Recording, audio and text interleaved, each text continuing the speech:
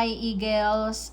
On today's video, tuturuan ko kayo kung paano mag-create ng QR code ng mga websites natin sa Live Good Back Office. So kung hindi ka pa nakapag-download ng QR code generator sa iyong phone, kailangan mo muna itong i-download. Hanapin mo siya doon sa App Store.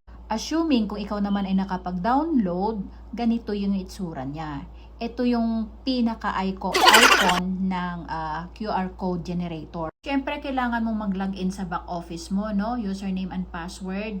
Tapos, punta ka doon sa upper right. May 3 lines dyan. Click. Tapos, click mo yung My Website. Tapos, lalabas dyan lahat ng mga websites natin. Landing page, yung sa products, yung maraming mga websites dyan eh. Tapos yung pinaka-latest, no, yung tungkol sa health assessment. Pero ang gagawin natin ngayon ay itong livegoodtour.com, yung pinaka-landing page. Dahil meron na akong QR code, ginagawa ko tong account na to ni Merefe, yung pamangkin ko.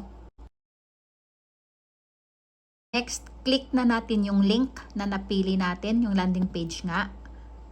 Then, copy link. Next, puntahan mo na ngayon yung QR code generator, yung dinownload mo sa phone mo. At i-click mo yon. Oops, may lumabas pang ads. So disregard nyo lang yan. Punta kayo doon sa upper right. May arrow dyan. Click nyo yan. Tapos makikita mo rin yung parang home na icon. Tapos click nyo yan. At lalabas itong allow paste. Click. Click mo rin yung create.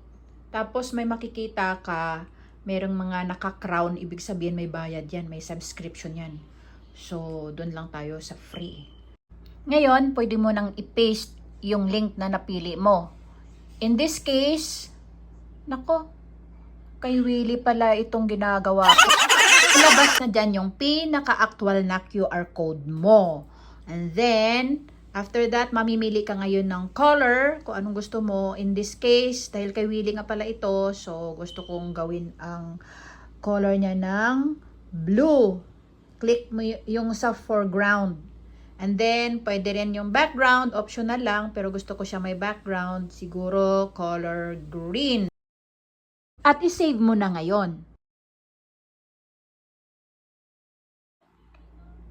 At dahil gusto kong makasigurado na tama pala ang ginawa ko, ay kailangan kong isend sa messenger ni Willie.